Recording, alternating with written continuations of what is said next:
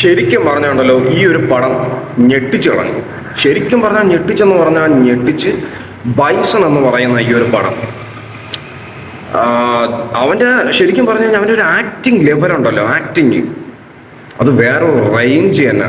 പൊന്നു മക്കളെ, വേറൊരു റേഞ്ച്. ശരിക്കും പറഞ്ഞാൽ ഇതിൻ്റെ ട്രെയിലർ ഉണ്ടല്ലോ, ട്രെയിലർ കണ്ടപ്പോഴത്തേക്കും എനിക്ക് അങ്ങോട്ട് വർക്കൗട്ട് ആയില്ല. ഞാൻ ആലോചിക്കുന്നത് ഇത് എന്തൊരു പ്രാന്തം പടവിടെ, ഞാൻ അങ്ങനെയാണ് ആലോചിച്ചത്. പക്ഷെ ശരിക്കും പറഞ്ഞു കഴിഞ്ഞാൽ എൻ്റെ ഫ്രണ്ട് എന്നെ വിളിച്ചിട്ട് പോയിടാ, ഇങ്ങനെ നമുക്ക് പടം കാണാൻ പോവാം, പൈസ ഇറങ്ങുന്നുണ്ട്, നമുക്ക് പോകാം. ഞാൻ പറഞ്ഞാൽ വരുന്നില്ല എന്ന് പറഞ്ഞാൽ തിയേറ്ററിൽ പോയതാണ് ഞാൻ.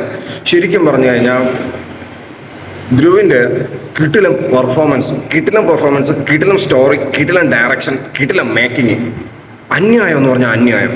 ശരിക്കും പറഞ്ഞാൽ ദീപാവലി വിന്നറാണ് ബൈസൺ എന്ന് പറയുന്ന ഈ ഒരു പടം. പടത്തിനെ കുറിച്ച് കൂടുതൽ ഞാനൊന്നും പറയുന്നില്ല.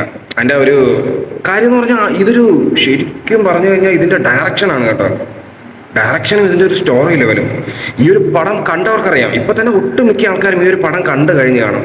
കണ്ടവർക്കറിയാം ഈ ഒരു പടത്തിൻ്റെ റേഞ്ച് എങ്ങനെയാണെന്ന് കണ്ടവർക്കറിയാം. ശരിക്കും ഈ ഒരു പടം കാണാൻ വേണ്ടി വെയിറ്റ് ചെയ്യുകയാണെങ്കിൽ നിങ്ങൾ ഉടനെ തന്നെ പോയി ഈ ഒരു പടം കണ്ടോ. അത്രയ്ക്കും നല്ലൊരു കിടിലം പടമാണ്. കിടിലമായിട്ട് അവന്മാർ മേക്ക് ചെയ്തിട്ടുണ്ട്.